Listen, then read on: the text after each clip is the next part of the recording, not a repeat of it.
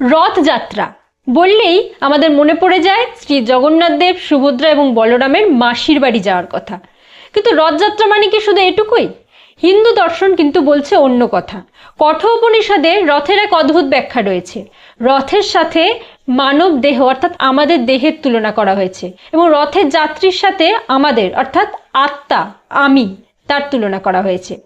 রথের চালক বুদ্ধি, আর রথের দড়ি মন, আর রথের সামনে যে ঘোড়াগুলি থাকে সেগুলির সাথে পঞ্চ ইন্দ্রিয়ের তুলনা করা হয়েছে।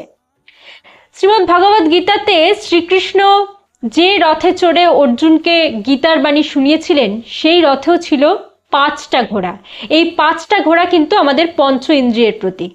আর শ্রীমদ্ ভগবদ গীতাতে শ্রীকৃষ্ণ রথের সারথি হয়ে অর্জুনকে বুদ্ধি দিয়েছিলেন গীতার বাণীর মাধ্যমে। তাহলে কঠোপনিষদের এই ব্যাখ্যা কিন্তু অনেকটাই মিলে যায় শ্রীমদ্ ভগবদ গীতার রথের সঙ্গে। রথ চলে যে পথ দিয়ে সেই পথকে ইন্দ্রিয়গ্রাহ্য বস্তু অর্থাৎ আমাদের কামনা, ইচ্ছা এগুলোর সাথে তুলনা করা হয়েছে এবং রথের চাকার সাথে তুলনা করা হয়েছে আমাদের সৎ উদ্যোগ, আমাদের সৎ কর্ম অর্থাৎ আমাদের ধর্মের সাথে। এখানে ধর্ম বলতে কিন্তু সৎ উদ্যোগ, সৎ কর্ম এগুলোকে বোঝানো হয়েছে। অর্থাৎ রথযাত্রা হলো মানব জীবনের প্রতীক। গন্তব্যস্থল হলো আত্ম উপলব্ধি বা সেলফ রিয়ালাইজেশন, সবশেষে মোক্ষ।